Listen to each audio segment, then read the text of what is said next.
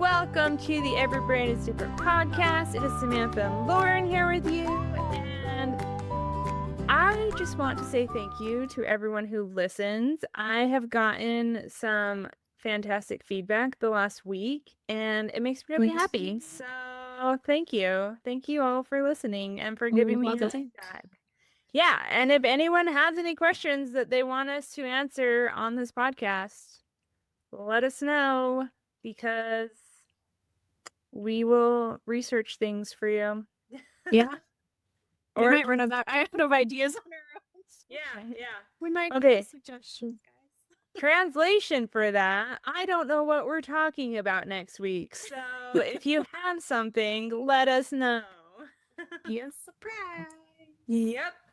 But today we are talking about evaluations, and if you suspect your kid is, maybe has something, ADHD, autism, whatever going on, what do you do, and what does that process look like? So, first of all, you might be nervous. Lots of parents are nervous. Lots of parents are afraid of the unknown. They're nervous about the unknown.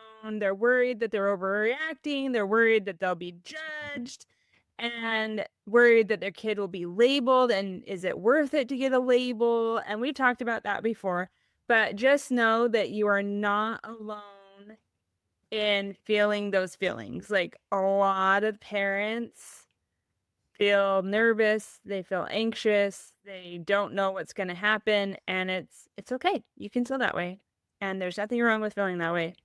Yep. And they're also worried. A lot of parents are worried that the evaluation will change who their kid is, but an evaluation doesn't change your kid at all. It's not therapy. It's not anything like that. It's just giving you language, understanding. Evaluation. Yeah, it's an the evaluation. baseline of where your kid is at. Yeah. Usually. Yeah, so it's just giving you more understanding to understand your kid better. It's giving you the language to talk about it with other professionals, and it's giving you access to resources, because insurance needs a diagnosis for anything. Everything. Anything and everything. Any and everything. Yep. Yes. So some people might wonder, when is an appropriate time to get an evaluation?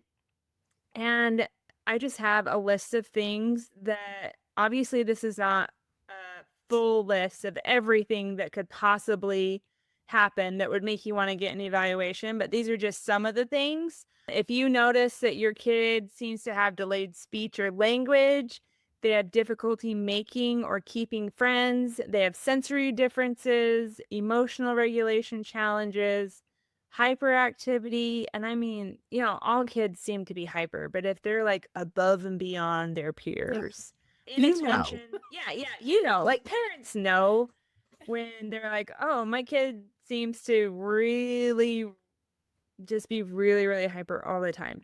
And like emotional regulation challenges too. All kids have trouble with emotional regulation, but is your kid even seem to be having a harder time than other kids?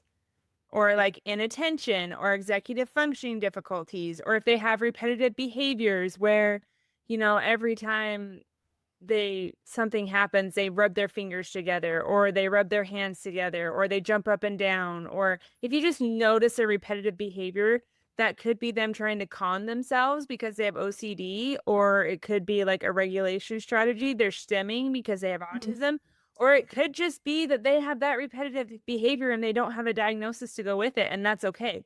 But if you notice the repetitive behavior, it's worth mentioning to primary care provider. Another thing is, if you notice that they're doing really, really well at school, and then they come home and they totally fall apart before anything even really happens at home. And we talked about that, about masking. So that just means they're masking at school and they feel safe at home, so they're falling apart at home. If you notice that happening, if you notice significant anxiety, I mean, like, I know kids that they can't take off socks because what if their feet touch the ground? What if their feet get dirty? What if they're cold? And so they're really anxious about taking off socks. or they can't leave their house because what if they see someone they don't know? Or what if they see someone from school that bullies them? Or just it goes above and beyond typical kid anxiety. And then children with ADHD often have co-occurring conditions, and autism and ADHD frequently occur together. So if you're like, man, my kid seems to have ADHD, but he also seems like he might have autism, like they very well could be having both things together, and that's okay. So you could get a diagnosis of both.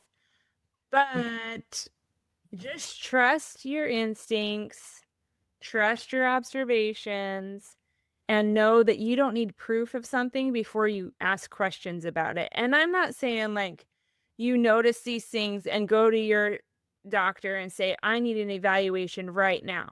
Like my kid has repetitive behaviors. We need an evaluation.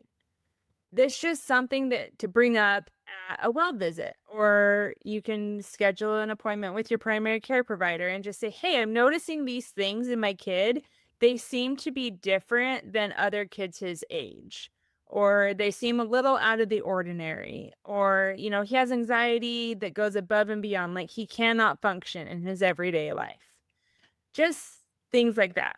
You don't have to all of a sudden get an evaluation because you notice things. Like I noticed some things in my kid once, and the doctor was like, well, this is why he might be doing that. Let's watch it for a little bit.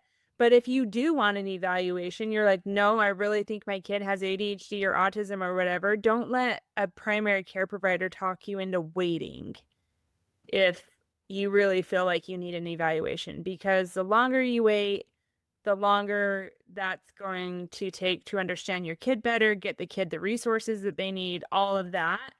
Prolongs the process. Yeah, it just prolongs the process. And I mean, some things can't be diagnosed before a certain age, but that doesn't mean you can't get an evaluation. Like, I've known kids that have gotten an evaluation and the evaluator was like, well, I can't diagnose like ADHD, for example. I think it can't be diagnosed before age 4.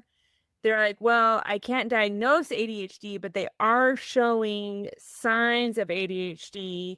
Here are some things that you can do to help them. So they'll still give you resources, even if you don't get like a final this diagnosis. So just whenever you feel like you need help, you can get an evaluation. But the first step, I'm getting ahead of myself.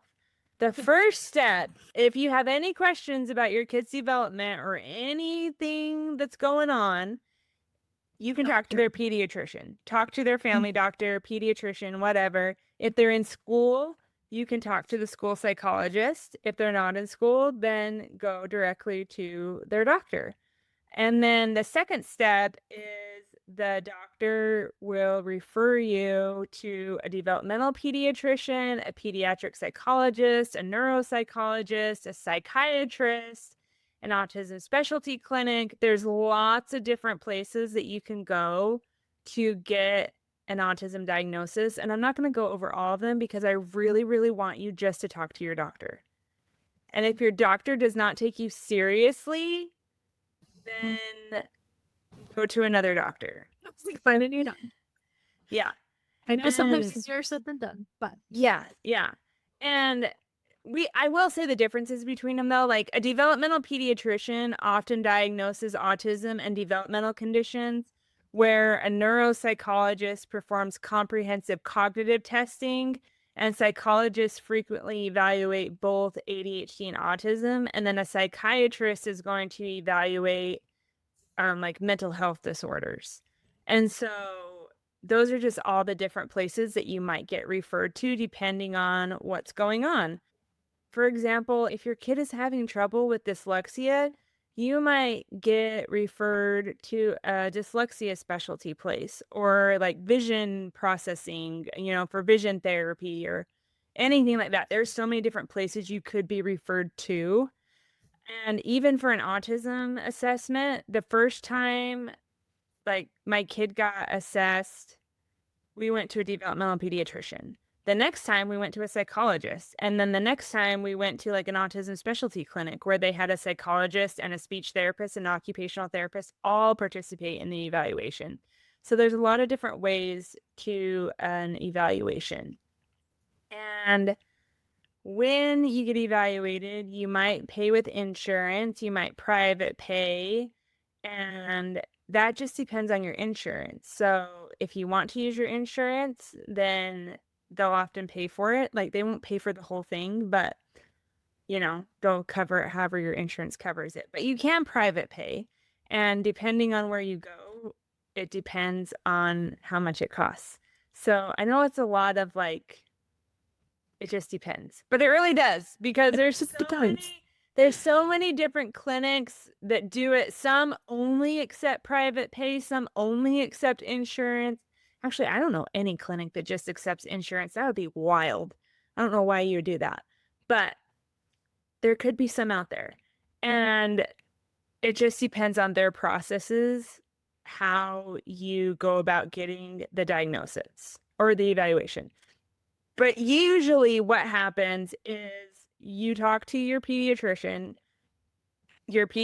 puts in a referral to that place, and then that place will call you and make an appointment. And a lot of places have very long wait lists out. So they can last for several months. Some have several years long wait lists. You just got to get on the list. And oftentimes they will have cancellations where they call you and they'll be like, we have a cancellation. Do you want to come in? And you just have to take it when you can get it. I always tell my clients that I work with, if my kids have a specialist appointment, I'm like, we take it when we can get it. I'm sorry I have to miss your session. And I know that's I am very privileged to just be able to take off work when I need it. But if you need to take off work, you can tell your boss, hey, these appointments have years long wait lists. I need to go when they call. When they call, I just need to be able to go. And so try and work it out with your employer earlier on so they know what's going on. And if you need help talking to them, let us know. We can maybe help with that, because I know that some people, you can't just take work off. You can't just be oh, they called, I need to take work off tomorrow. So it just depends on, what you're doing. But explaining to your employer beforehand, how important it is, and explaining the process could help in being able to get work off maybe a little easier. Flexibility. Yeah, with that flexibility. So if your kid is below 3 years old, though, they could get services without a diagnosis. So it's the 0 to 3 program, infant toddler program, whatever it's called in your state. If you need help with that, let us know. But you can get services without a diagnosis. But once again, they have a wait list.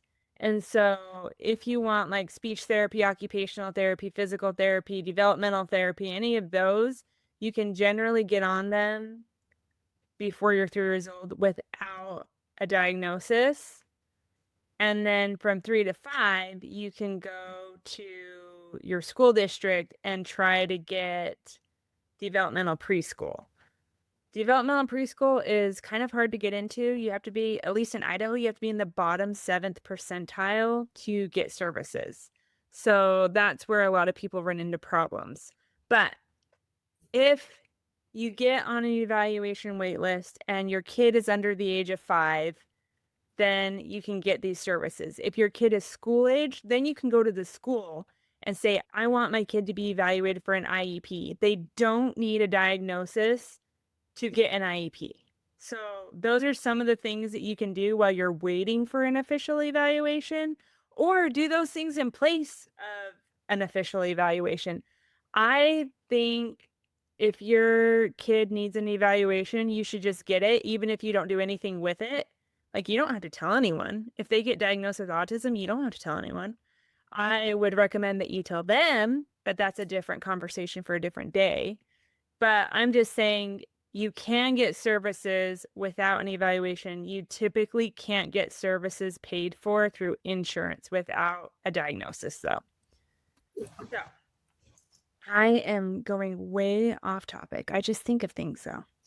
So to recap, you notice something that you think needs to be evaluated in your kid. So you get an evaluation. Well, you go talk to your pediatrician. Your pediatrician sends the referral. And then the referral place calls you and says, we're going to set up an appointment. It will be typically, it's a multi-appointment process. So you're not just going to go one day and get an evaluation and get a diagnosis after one visit. Typically, it's 3 to 4 visits. So before That's good to know. yeah. And it's going to take like a month probably to get a diagnosis or an evaluation, because you have your first appointment that's just gathering information. The next 2 appointments, 1 or 2 appointments, are generally them observing your kid. And then you'll have an appointment to go over the results. So it's not going to be like go one afternoon and get a diagnosis. That's not how it works. But backtracking, before you go to the evaluation, you will probably be asked to fill out developmental history questionnaires about your kid's development. You'll be asked to fill out behavior rating scales. You'll have teachers, if your kid is in school, they'll have questionnaires to fill out, and then medical history forms. Take your time filling them out. Don't answer based on your child's best day. The evaluators really want to know how your child functions from day to day. And so don't do it like they're really, really, really good days or they're like extra bad days. An average typical Just an day. average typical day, you know? So yeah. And then answer based on what your life typically looks like and how they generally function in their life. I know these forms are so hard to fill out because you're like, man, do other kids really do that? Is my kid that far behind? And just know that a lot of these forms are not age-based. When they evaluate them, they do it with ages in mind. But a lot of times when you fill it out, it's not like we're giving you the 5-year-old one and all 5-year-olds can do this. No, you might have a 5-year-old and you're filling out one that is asking questions where developmentally a 10-year-old would be doing the things not a 5-year-old. And so that kind of helps me feel like I'm not quite a failure, you know, like where am I otherwise? But other things that you can bring to the assessment that will help the evaluator, and the evaluator will tell you what to bring. These are just things that you might be asked to bring or that you can bring just to give them. And if they want them, they can take them. If they don't want them, then don't worry, but just get them in order. School reports, any IEPs or 504 plans, previous evaluations, videos, if behaviors, like if maladaptive behaviors are happening most frequently at home, bring those videos, because the evaluator can only see what's going on in front of them. They don't know what's going on at home. And your kid might be the saint everywhere. Yeah. They might be like the perfectly behaved child in that office. And then you go home and you see all these maladaptive behaviors. You can tell the evaluator all day long about them, but if they can actually see them, then that would be amazing. I'm not saying to record your kid and be like, I'm recording you, I'm recording you, I'm recording your behaviors. No. And if it's going to set your kid off to record them, obviously don't do that. But if you can record them, it just helps the evaluators see things a little bit more clearly. And then bring your list of concerns. Write it down before you go, because you will forget when you're in the appointment. Ask me how I know. So, you know, Sam. the first evaluation I went to, I did not write down my concerns, and I was just talking about them. And then I went home and I'm like, oh, I forgot that. I forgot that. I forgot that. And it would have just been better for the second and third evaluations we did. I brought my list of concerns. I had them written down. And so I was just able to go through them easier with the evaluator. And then bring a medication list, because they're going to ask about those. And yeah. And then during the evaluation, we already said it's going to last multiple hours, multiple appointments. They're going to do a parent interview. They're going to be if it's a good interview, if it's a good evaluation, they're going to be very invasive with their questions. Yeah. Especially during like what you're doing during pregnancy. Yeah. Like I've read so many evaluations. I'm like, oh my gosh, I would hate to be asked all these questions to get this information. Yeah, they're going to ask about your pregnancy. They're going to ask about the birth. They're going to be asking about development, speech milestones, medical history, family history, sleep. Like, does your kid sleep? How well do they sleep? Do they fall asleep by themselves? How long? All that stuff. Eating habits. Do they have like a list of safe foods? And friendships. How do they get along with people? How do they do at school? What are their daily routines like? And this isn't about judging your parenting. It's just about getting an idea of what the kid's day-to-day life is. Info gathering. Yeah, they're not judging you. They're not going to be like, oh, you're a terrible parent. No wonder your child behaves this way. No, they're not going to do that. Yeah. They did that in the 50s, but not anymore. We've grown since. Yeah. And then they're going to observe your child. Based on their age, they might play with them. They might have a conversation with them. They might ask them to problem solve. They will evaluate for social interaction, for language and speech, attention, motor skills, sensory responses, emotional regulation, flexibility, not like, stretching, but flexibility in being able to do things. But yeah, they will do all of that, and then they will do standardized testing. And this might include autism assessments, cognitive testing, ADHD rating scales, executive functioning measures, or adaptive functioning questionnaires.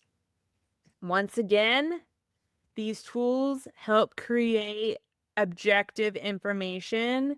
They don't replace clinical judgment. So your kid could look like they don't have autism on paper, but then in their clinical judgment, when they're doing the interview with you and the observation and interaction with your kid, and they'll be like, oh, well, there's some things going on here. Or they can look like they have autism on paper, and then in real life, they're like,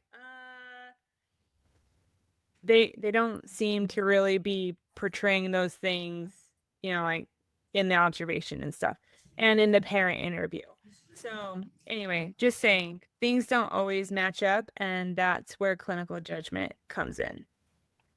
And then parents often wonder, can I stay in the room? Will my child know they're being evaluated? Typically, it depends on the person doing the evaluation. For 2 of my kids' evaluations, I was able to stay in the room the whole time. For another one, they asked me to leave and I think this one was the most, like, the best one, because they were able to see how my child acted when I wasn't in the room, because kids act different when their parents are in the room. Yeah. So they were able to see what my kid acted like when I was there and when I wasn't there. Like, I have one kid who, when I'm in the room, they don't talk to anyone. They talk to me. They don't talk to anyone else. If I leave, they're chatting it up with everybody. So they just want to see the difference between your kid with you and without you. And it doesn't mean that you have to leave them entirely. Like, sometimes they have observation windows, or they have not recordings, but cameras. Just, there are other ways to watch your kid rather than just being in the room with them and them knowing that you're there. No, you're not dropping them off and then like going for a spa date.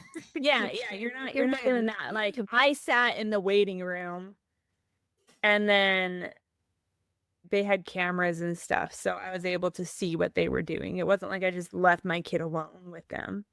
And then your child really shouldn't know that they're being evaluated. It depends on the age. Because if they're older, obviously, you're going to say, we're going to this appointment, we're doing an evaluation. Like, tell your kid what's going on.